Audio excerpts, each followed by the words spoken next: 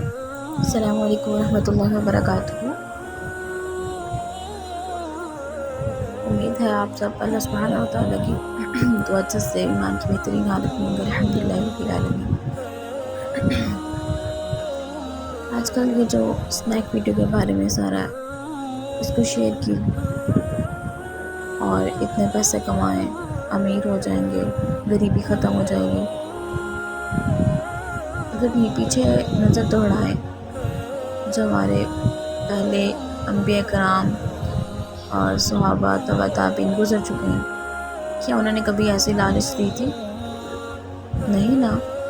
تو پھر ہم کیوں اس لالچ کے پیچھے بھاگے چلے جا رہے ہیں؟ ہم نے اپنی آخرت بہتر کرنی ہے۔ حضرت ابو ہریرہ رضی اللہ عنہ روایت ہے کہ رسول اللہ صلی اللہ علیہ وسلم سے نے ارشاد فرمایا، لوگوں پر ایک ایسا زمانہ بھی آئے گا جس میں آدمی اس بات کی پرواہ بھی نہیں کرے گا کہ وہ مال کہاں سے حاصل کر رہا ہے، یا حلال ذریعے سے حرام ذریعے سے۔ صحیح بخاری کی روایت ہے 2053۔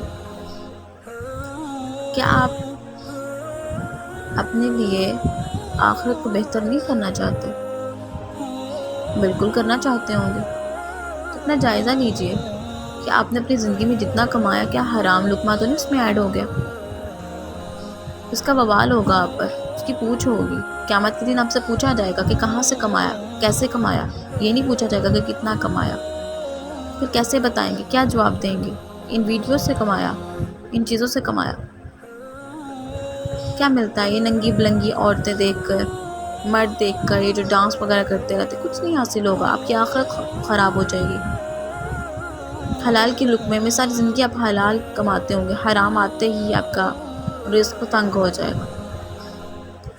جس نے گناہ کا ذریعہ یعنی حرام مال کمایا اور اس مال سے رشتہ داروں کے ساتھ بھی اچھا سلوک کیا، یا صدقہ خیرات بھی کیا، یا اس مال میں سے اللہ کی راہ میں بھی خرچ کیا، تو یہ تمام کے تمام کام جو اس نے خرچ کیا ہوا مال جمع کر کے جہنم میں اس کے ساتھ ہی پھینک دیا جائے گا۔ اپنا جائزہ لیجیے۔ جزاک اللہ۔